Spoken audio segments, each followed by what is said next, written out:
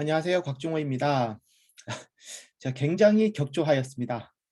제가 잠깐 이렇게 변명을 조금 하자면 제가 이제 4월 일정을 뭐 문제없다고 생각하고 조금 이렇게 타이트하게 구상을 했는데 좀 중간중간에 예상치 못한 뭐 좀 새 일도 좀 들어오고 뭐 다른 일도 좀 생기고 그리고 좀 방역 분위기가 풀리면서 모임도 뭐 꼭 안 가면 안 되는 그런 모임도 조금 생겨나고 그러다 보니까 제가 너무 이렇게 좀 쫓기는 상황이 돼 버려 가지고 일단 뭐 저도 제 밥벌이가 가장 최우선 아니겠습니까?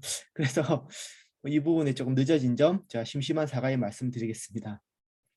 우리 시험도 아마 여러분들도 100% 시험에 집중할 수 있는 환경을 가지신 분들은 얼마 되지 않으실 것 같아요.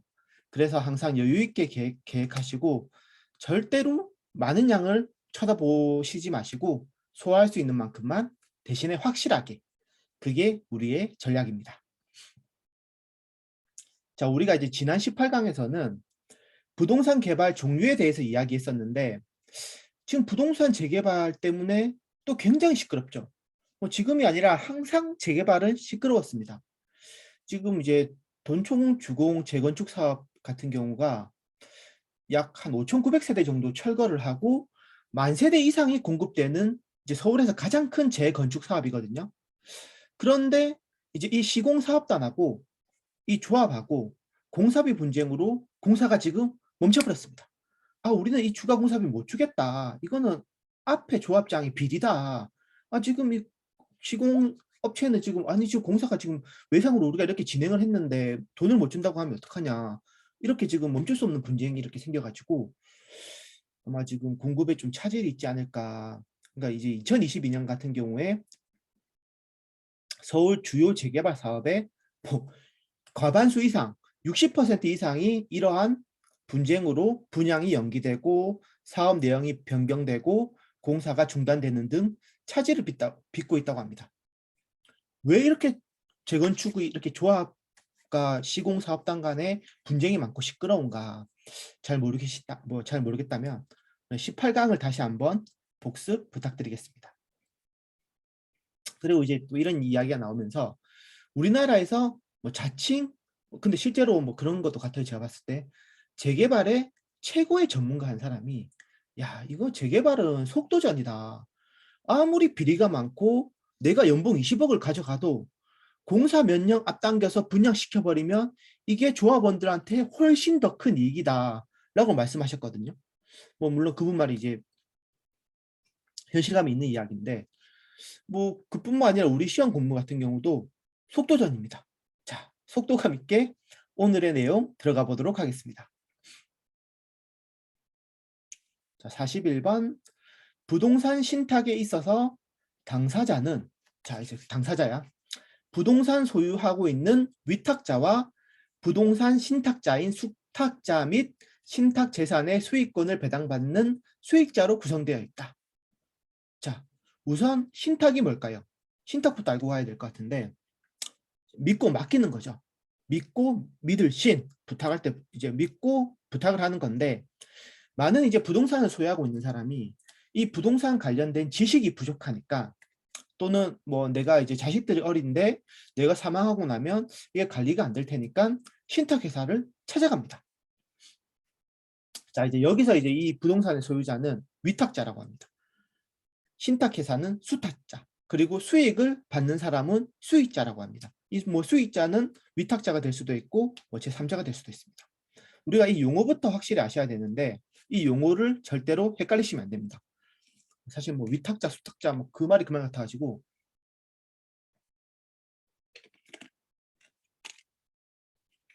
이 위탁할 때 위가 맡길 위자예요.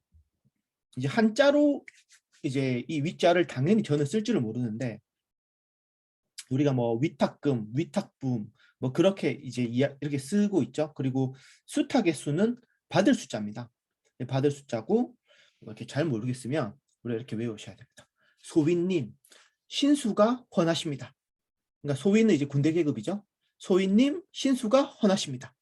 소유자, 소유자는 위탁자, 신탁회사는 수탁자, 신수.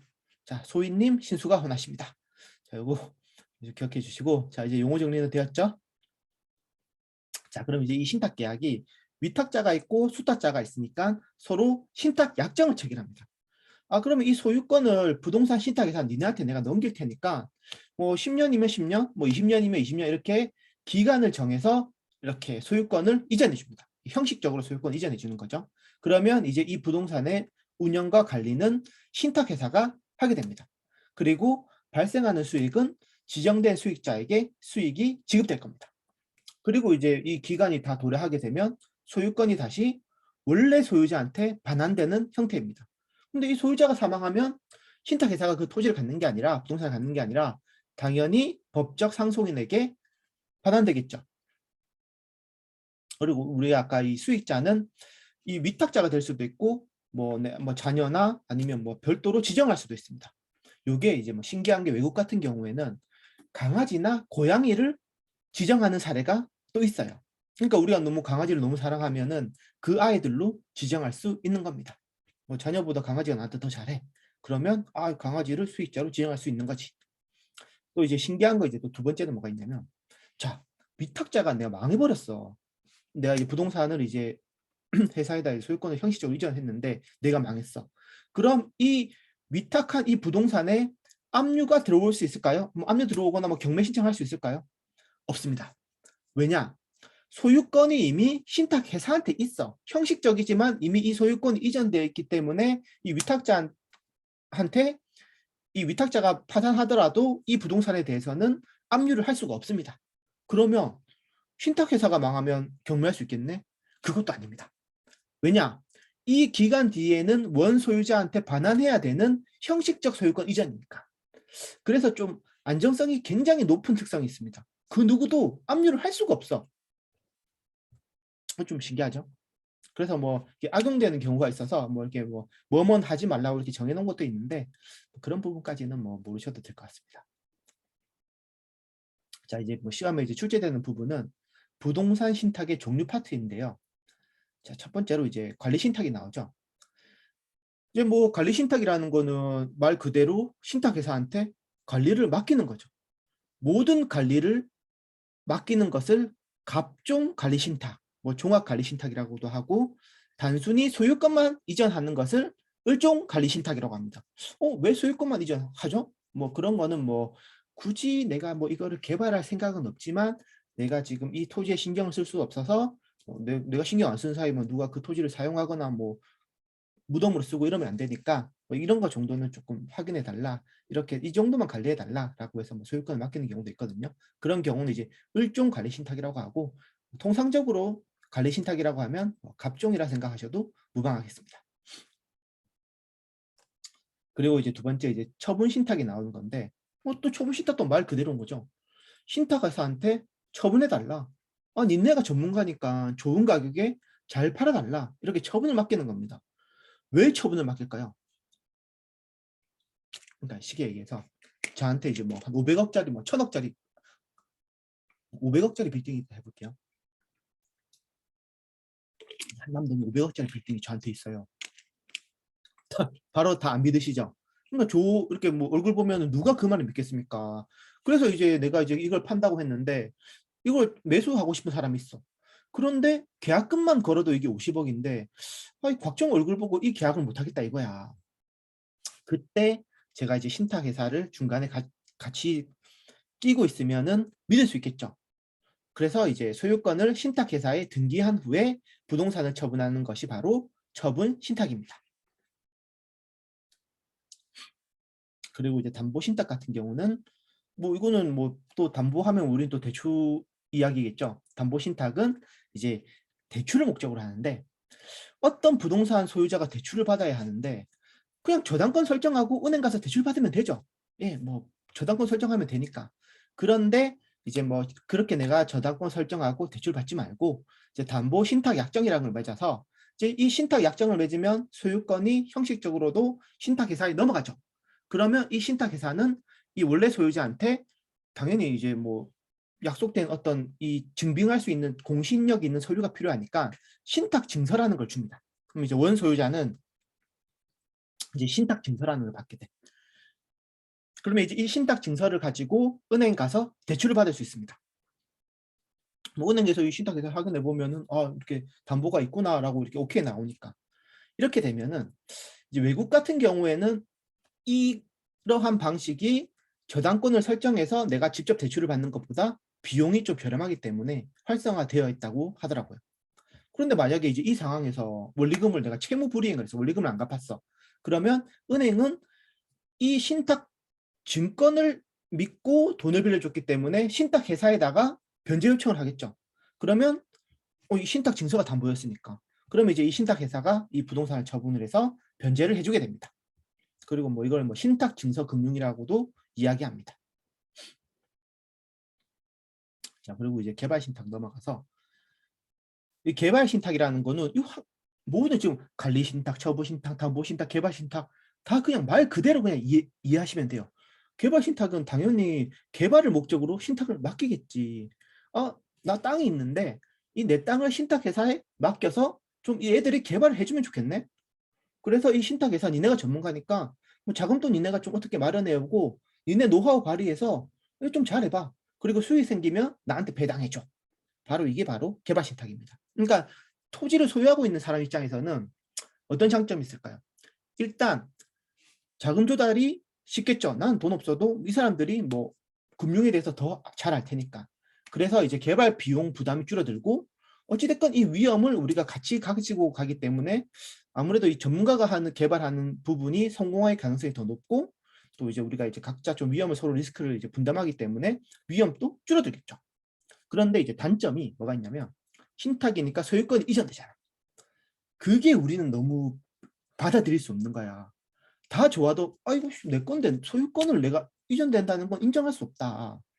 그래서 이제 이거 단점이고 그리고 뭐 이게 실적 배당주의라서 확정 배당이 금지되어 있거든요. 그러니까 이제 뭐 수익이 많으면 배당을 받을 수 있지만 수익이 없으면 배당을 못 받아. 그러니까 적자가 나면 뭐 신탁회사가 이 적자에 대해서는 어느 정도 뭐 책임을 져야 됩니다.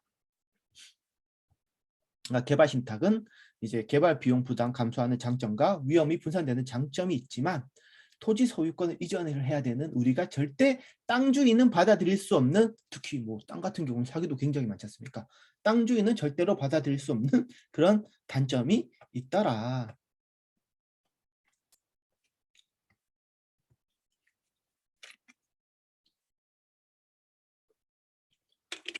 이제 42번 넘어가서요. 자, 42번. 부동산 유효 활동은 소유자와 협의 후 당연히 땅 주인하고 협의해야 되겠죠? 구체적으로 물리적, 개별적, 사회적 요인을 분석하여 유효한 이용을 행하는 활동이다. 뭐 유효한 이용이라는 거는 바로 돈이 되는 활동입니다. 그렇죠. 당연하죠. 우리가 이 자본주의 세상에서 내가 이제 땅을 가지고 있는 내가 원하는 건 뭡니까? 내가 뭐 이 땅을 뭐 나무를 심어서 뭐 공기를 좀 제공해 줄까? 이런 게 아니잖아요. 부동산을 개발해서 돈을 많이 버는 게 우리의 손이죠. 그래서 이 개발 신탁 방식이 이제 학습의 이제 메인이 되는 건데 제가 이제 방금 개발 신탁은 개발 비용 부담도 적고 위험도 분산되지만 그런데 토지 소유권이 이전되니까 우리가 이거는 절대로 받아들일 수 없다. 땅 주인들은. 그래서 이게 이 개발 신탁이 잘 이루어지지가 않겠죠. 그럼 이제 또 이제 신탁회사 같은 경우는 이 토지 소유자들을 꼬셔야 될 거 아닙니까? 왜냐하면 이 사람들의 토지를 이용해서 내가 개발을 해야지 수수료를 받던 뭐 다른 수익을 창출하든 나한테 돈이 될 수 있으니까요. 그래서 이제 이 꼬시는 방법으로 첫 번째로 사업 수탁 방식이라는 게 나오게 됩니다. 사장님 그렇게 소유권을 넘기 싫으면은 소유권은 그대로 유지하십시오. 소유권은 그대로 등기 그대로 사장님 거. 그리고 소유권 유지하시고 이제 사장님이 저희한테 이 토지하고 이제 자금을 좀 부담해 주시면 우리 신탁회사가 우리의 전문적인 노하우와 스킬 이런 거를 총동원해서 개발 잘 해드릴게요. 대신에 우리 이 노하우를 사용하는 수수료를 주세요. 이런 방식입니다. 그러니까 정리하면 토지 소유자가 소유권 유지하는데 비용 다 부담하고 이 사업 시행에 대한 수수료를 개발업체한테 주면 되는 거죠. 근데 문제 뭐냐면 이 토지 소유자들이 돈이 있으면 애시당초 이 신탁회사 사람들이랑 이야기할 일이 없어. 내가 돈이 있는데 애시당초 내가 개발을 하지 왜 다른 사람들 얘기 듣고 있겠어요. 그러니까 내가 토지는 있는데 땅은 있는데 돈이 없는 거라. 그래서 이제 나 이제 개발하고 싶어서 이제 뭔가 이제 다른 수가 필요한 건데 뭐 나한테 돈을 대라고? 이거 안 되는 거라. 그러면 이제 또 설득해야 되겠죠. 그래서 이제 건설 협력금 차입 방식이라는 것이 생겨납니다. 일단 소유권 그래 얘 가지고 일단 토지는 제공이죠. 토지는 제공해 주는데 건축비를 우리가 부담할게. 그러니까 개발업자가 건축비를 부담합니다. 그러니까 보통 이제 건설회사가 자기네 돈으로 이제 뭐 집 건축을 하든지 뭐 담보를 받아서 이제 돈을 차입을 하든지 알아서 하는 거죠. 그리고 이제 건물이 완공되게 되면은 이 임대 수익을 각자 이렇게 분배하게 됩니다. 그런데 이 돈 빌려올 때 담보가 있어야 되잖아요. 그 담보 뭘까요? 그러니까 소유권은 내 건데 내 토지를 담보로 이 새끼들 돈을 빌려오는 거야. 그러면 이 사업 망하면 내 토지도 날아가겠죠. 아 이거 나는 돈은 벌고 싶은데 위험은 내가 굳이 감수하고 싶지 않아. 안 해. 안 한다겠죠. 왜냐면 애시당초 좀 위험을 좀 극단적 위험 선호나 좀 위험을 선호하는 입장에서는 뭐 조금 이렇게 차라리 내가 다른 방법으로 이렇게 투자를 하거나 이렇게 개발을 하지 이 방식 자체가 매력이 없는 거거든요. 그리고 위험 회피형 입장에서는 이거 토지 날라가는데 이거 굳이 내가 위험 부담하면서 이거 하고 싶지 않네 이렇게 되기 때문에 이게 성사가 되지 않거든요. 그러면 이제 또 설득을 해야 돼. 아 이거 안 통하네. 그럼 또 어떻게 해야 될까? 그럼 이제 신차지 방식이라는 게 나옵니다. 그러니까 이제 차지라는 거는 토지의 임대차를 이야기하는 건데 토지 소유자는 토지의 임차권을 여기 투자를 하는 거야. 그리고 이제 이 개발자들이 자금도 해결하고 내가 이제 내 노하우와 스킬로 이제 개발을 잘해서 이제 수익을 배당해 주겠다고 이야기합니다. 그러니까 임대료 받을 거를 우리가 운영 수익에서 네가 갖고 있을 임대료보다도 훨씬 더 많은 수익을 배당해 주겠다는 그런 이야기라는 겁니다. 근데 또 이 부분은 또 어떤 문제가 생기냐면 건물의 소유자가 개발자가 되기 때문에 이 그러니까 토지의 소유자는 나야. 이제 토지를 처음에 이제 위탁자가 토지의 소유권을 가지고 있는데 이 건물의 소유자가 개발업자들이 되는 거야. 그러면 이제 뭐 이 개발업자와 이제 토지 소유권자 사이에 분쟁이 좀 많이 날 수 있습니다. 뭐 계약 연장 청구권이나 뭐 지상 건축물 매수 청구권 같은 이런 민법적인 문제가 발생할 수 있다 하더라고요. 근데 저는 이제 민법을 모르니까 벌써부터 저도 머리가 아파요. 당연히 토지 소유자들은 안 하겠죠. 그래서 우리 현실에서는 등가 교환 방식이 가장 많이 사용됩니다. 이 등가 교환 방식이란 게 뭐냐면 토지 소유자 너네는 그냥 이 토지만 제공해라. 토지만 제공하고 개발업자인 우리가 자금도 되고 우리 노하우로 개발 노력도 하겠다. 그리고 이 빌딩이나 아파트를 짓게 되면은 그 결과물을 배분을 하자. 그러니까 이제 토지 가격하고 그러니까 위탁자들이 지불한 토지 가격하고 개발업자들이 지급한 뭐 자금과 이 노력 비용을 서로 고려를 해서 이 비율대로 결과물을 분배하는 방식입니다. 뭐 1,500채짜리 아파트를 지었어. 그러면 토지 분량 부분만큼 800채 이내를 가져가고 우리가 700채 가져갈게. 이렇게 비율대로 배분하는 것이 바로 등가 교환 방식입니다. 가장 많이 사용하고 있죠. 이게 이제 쉬운 내용은 아닌데 우리가 이 정도는 반드시 숙지하셔야 되고 이 꼭 숙지를 하시는데 이 정도만 하셔도 충분하거든요. 왜냐하면 오늘 공부한 내용은 이건 좀 부족한 것 같은데 이건 너무 쉬운 거 아닌가? 이렇게 생각할 수도 있겠지만은 수개월의 이 모든 거를 내가 가지고 시험장에 가는 거는 절대 쉽지 않은 일이거든요.